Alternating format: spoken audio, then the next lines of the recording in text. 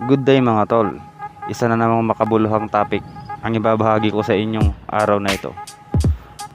So ang topic natin ngayong araw na ito, ang sprocket combination. What the? So kung naghahanap ka ng magandang performance about sa yung motor na Rossi 150, para sa itong video na to.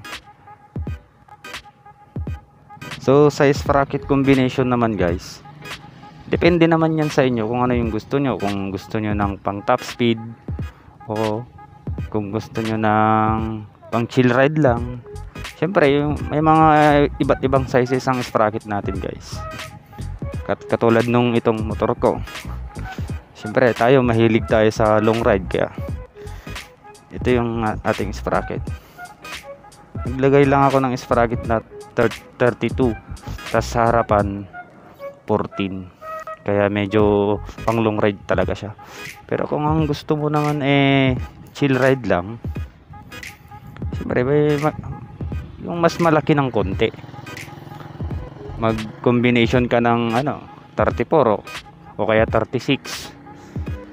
Pero kung motor mo naman is pang pasada, siyempre mas malaki na naman yung ilalagay mo, kasi hindi naman pwedeng pang pasada yung ganitong size ng sprocket. Yan 32 yan, tapos dito sa harap 14. Kung mahilig kayo ng long ride, mas nire-recommend ako sa inyo yung 32-14 na sprocket, kasi talagang hindi ka mabibitin sa takbuhan. Talagang makukuha mo yung top speed niya pero yun nga lang, medyo mahina lang siya sa arangkada, pero malakas siyang dumulo kasi masyadong maliit yung sa likod, 34. Pero kung gusto mo naman lang, mga chill ride lang, ganun. Mas magkabit ka ng medyo mas malaki sa likod, o pwede na yung 36, kasi tamtaman lang yun. Pero yun nga lang, kung nakasanayan mo naman pang long ride talaga, yung pang mabilisan ba, syempre ang gamitin mo 32. Talagang hindi ka mabibitin.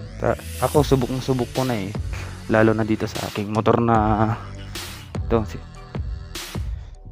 Rossi Macho 150. Talagang nire-recommend ko talaga siya. Hindi kanya mabibitin sa takbuhan. Kaya niyang makipagsabayan sa mga 150cc na motor. Pero kung panghanap buhay naman ng motor mo guys, syempre pampasada, ito pwedeng pangpasada to, Rossi 150 na Macho. Siyempre huwag kang magkabit ng malilit na sprocket. Siyempre expect mo na yun, hindi masyadong makakatakbo yung motor mo, at saka hirap yung makina kapag kinabitan mo ng maliit na sprocket. Kasi ako, na experience ko na lahat mapa sidecar man to single, experience ko na yung mga kung ano yung set na nilalagay ko, kung pang single ba siya o pang sidecar. So kung may mga tanong man kayo about sa inyong motor, pwede nyong i-comment sa baba at ng ating mapag-usapan, o kaya mag-suggest kayo kung anong i-review natin. Siyempre sabot ng ating makakaya, i-review natin. Comment lang kayo guys. Tsaka kung bago ka lang sa akin channel, siyempre mag-subscribe ka na, dahil marami pa tayong paparating na video. So yan lang guys, tara na.